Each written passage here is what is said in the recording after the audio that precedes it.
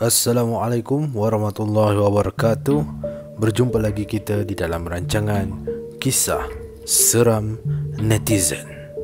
Terima kasih banyak-banyak kepada korang semua yang masih lagi sudi dan setia untuk mengikuti video-video aku yang terbaru di dalam rancangan Kisah Seram Netizen ini.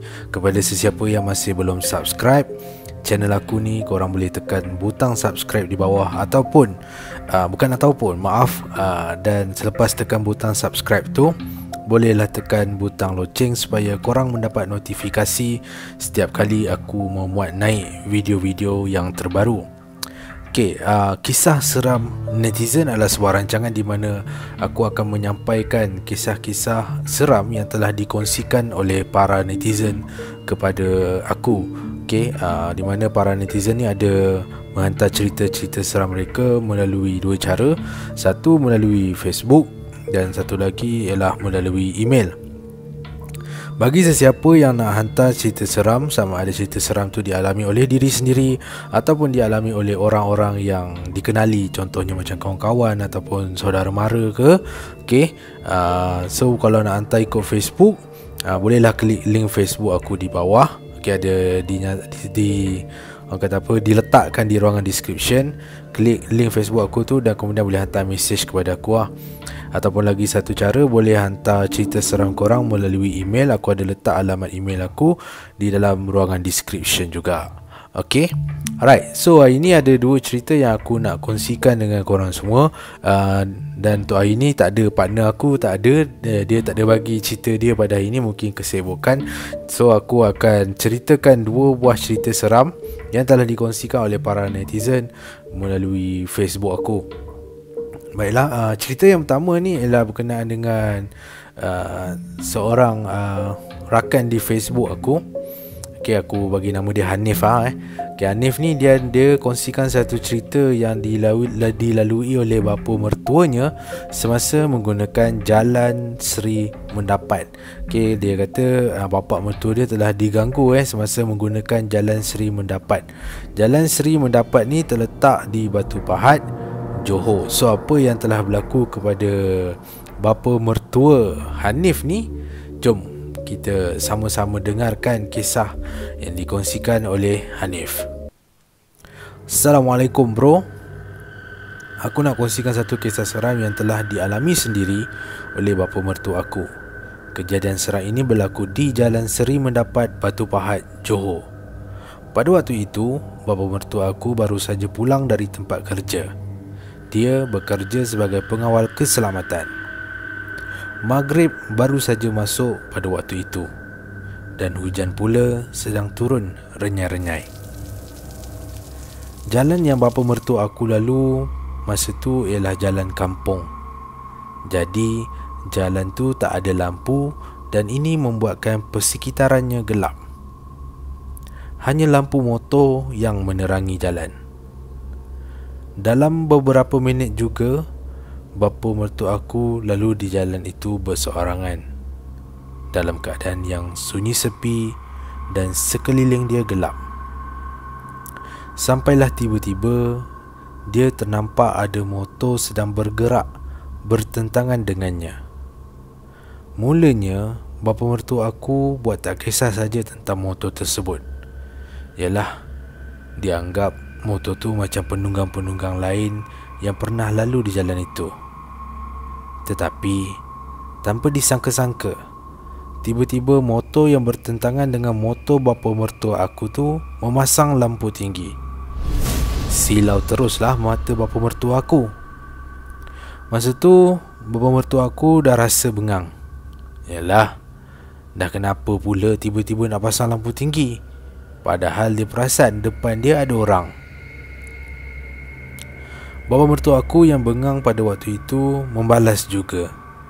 Dia pun memasang lampu tinggi. Biar penunggang motosikal depan bapa mertua aku tu pun rasa silau juga.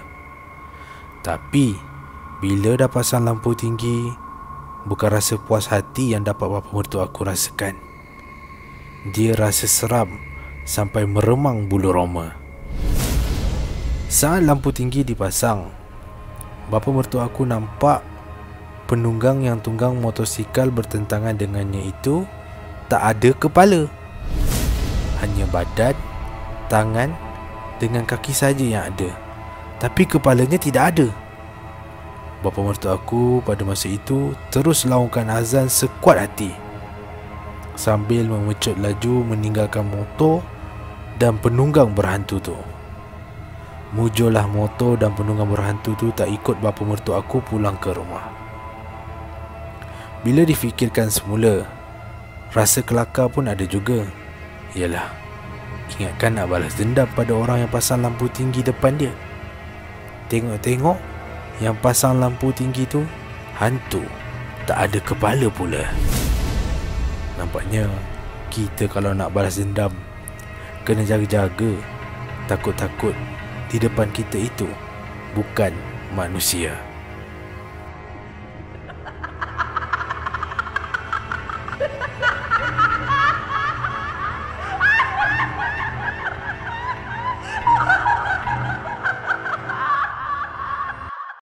Ya, so itulah dia kisah yang dikongsikan oleh Hanif berkenaan dengan bapa mertua dia yang mengalami pengalaman seram semasa melalui jalan Seri Mendapat di Batu Pahat, Johor kan. Orang pasang lampu tinggi, so ingatkan orang biasa lah. Tapi rupanya bila balas dendam balik, pasang lampu tinggi balik, tengok rider tak ada kepala lah pula. Okay, memang betul, memang macam kelakar. Saya nak balas dendam tapi tengok-tengok dia yang kena dengan kita balik. Okay, so ini kalau orang kata berhadapan dengan benda macam tu seorang-seorang, memang ini kira steady lah. Boleh lawan azan, boleh orang kata press lagi minyak, plah dari situ. Kalau yang jenis tak kuat, tantah tak kuat, orang kata apa, jiwa tu tak kuat, silat akhir bulan tantah boleh pensan kot. Okay, alright. So terima kasih kepada Hanif di atas perkongsian berkenaan dengan pengalaman seram yang dialami oleh bapa mertuanya. Jadi kita teruskan saja dengan kisah yang kedua. Kisah yang kedua ni dialami oleh seorang rakan di Facebook aku juga, namanya ialah Helmi, dan dia ada pernah kongsi kisah dia yang sebelum ni berkenaan dengan pocong kalau tak silap aku. Dan hari ni dia nak kongsikan satu pengalaman seram yang dia katakan kepada aku baru saja terjadi kepada dia masa hari Ahad yang lepas. Hari Ahad, hari Sabtu. Hari Minggu yang baru jadi ni, hari Minggu baru-baru ni. Dan kisah seram dia ni berlaku di apartmen yang dia tinggal. Dia tinggal di apartmen di Presin 11 Putrajaya. So nak tahu apa yang terjadi kepada kawan aku Helmi ni, jom kita sama-sama dengarkan kisah yang dialami oleh Helmi. Assalamualaikum bro. Apa yang aku nak kongsikan ini adalah kejadian seram yang baru saja terjadi pada aku semalam. Maksudnya hari Minggu lah, sebab dia hantar cerita pada aku ni hari Isnin. Aku ni tinggal di sebuah apartmen di Presin 11 Putrajaya dan rumah aku berada di tingkat 8. Masa tu dah lewat malam. Jam dah menunjukkan pukul 1:30 pagi.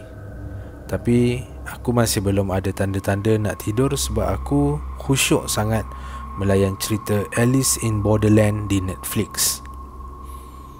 Sebelum tu, isteri aku ada menemani aku menonton cerita ni.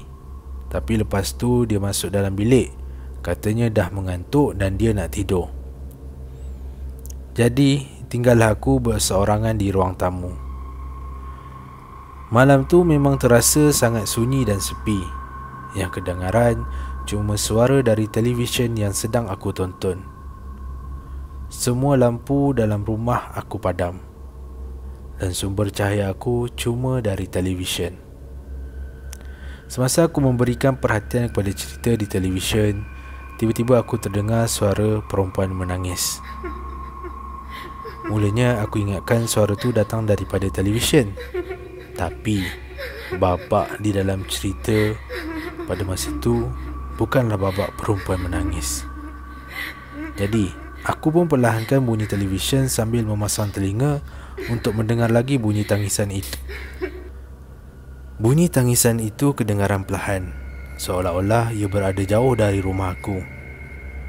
Aku dengar betul-betul. bunyi tu memang bunyi perempuan menangis, dan ianya datang dari luar rumah aku. Aku syak bunyi tangisan tu datang dari koridor aras rumah aku. Semakin lama, bunyi tangisan itu semakin kuat. Bunyi tu seolah-olah semakin menghampiri rumah aku. Ternyata apa yang aku sangkakan memang benar. Bunyi tangisan itu kini betul-betul berada di depan rumahku, betul-betul di luar pintu. Aku boleh dengar bunyi orang perempuan sedang menangis teresak-esak. Aku tutup televisyen sebab tak nak apa jua benda yang sedang menangis di depan rumah mendengar. Bulu roma aku tak payah cakap lah, memang dah mencacak-cacak sebab ketakutan. Hampir 5 minit juga aku mendengar bunyi perempuan tu menangis teresak-esak. Kemudian bunyi tangisan itu beransur-ansur menjadi perlahan, seolah-olah ia sudah bergerak menjauhi rumahku. Aku pun pada masa tu terus bangun dan buka semua lampu dalam rumah sebab rasa takut nak duduk dalam gelap. Lampu ruang tamu aku buka, lampu tempat makan aku buka, lampu bilik air pun aku buka. Masa aku nak buka lampu bilik air di dapur, aku dapat mendengar perbualan jiran sebelah yang masih belum tidur. Bilik air di dapur aku ni bertentangan dengan dapur jiran, jadi memang aku dapat dengar apa yang sedang mereka bualkan. Jiran aku ni budak-budak bujang. Biasalah budak bujang, hari Minggu mesti diorang pun akan tidur lambat. Aku boleh dengar dengan jelas apa mereka bualkan. Salah seorang daripada mereka bertanya, "Kau dengar kan bunyi? Kau dengar kan bunyi perempuan menangis, betul? Kau dengar kan?"